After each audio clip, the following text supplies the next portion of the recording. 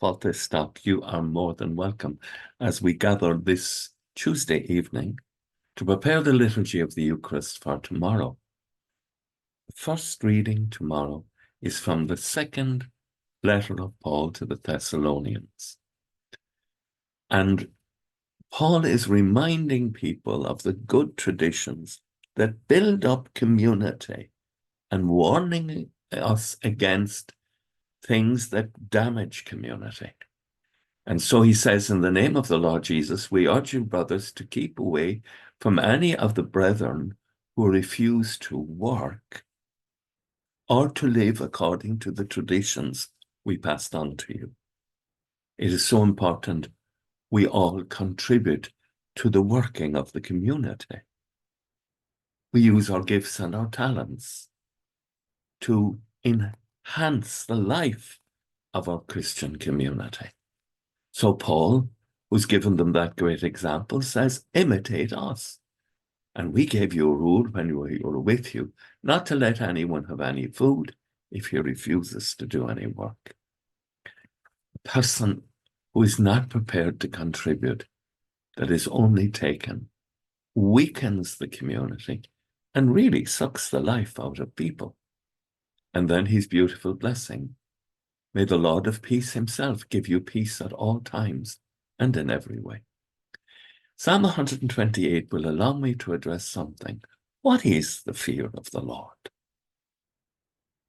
Now, it is not being scared or terrified of God or terrified of him and his final judgment. It is a deep sense of wonder and awe, of respect and reverence for the Lord our God. Wonder and awe, recognizing how great, holy, and powerful God truly is, and how different he is from us. This is a gift of the Holy Spirit that brings us into true relationship with him, recognizing his difference, and so we're taken up in awe of his beauty. Respect, honoring God as the creator and the origin of the cosmos and ourselves and each person around us, and respecting him as our creator.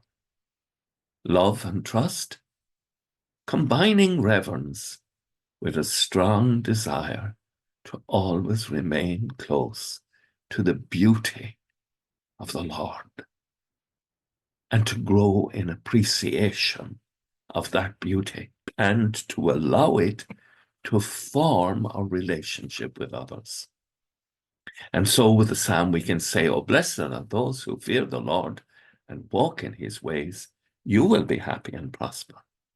The gospel tomorrow, Matthew 23, the sevenfold condemnation of the Pharisees, warning us that we could end up like this. They intended to be good and they lost their way. They were like hypocrites, like whitewashed tombs, but inside they were full of hypocrisy and lawlessness. Alas for you, scribes and Pharisees, you hypocrite, you build the sepulchres of the prophets, and yet you prove by your actions, by your behavior, that you are the sons of those who murdered the prophets. It isn't that you are physically in line, no. By our behavior, by our words and actions. And then Christ says, very well, finish off the work that your fathers began. There's a terrifying phrase that we are challenged, that our present behavior is in the wrong direction. Repent and come to believe the beauty and the mercy of God.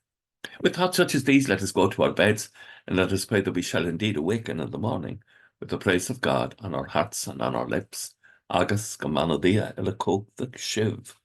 Ahar mach agus spirit nave. Amen. Slán go fóill. Bye for now.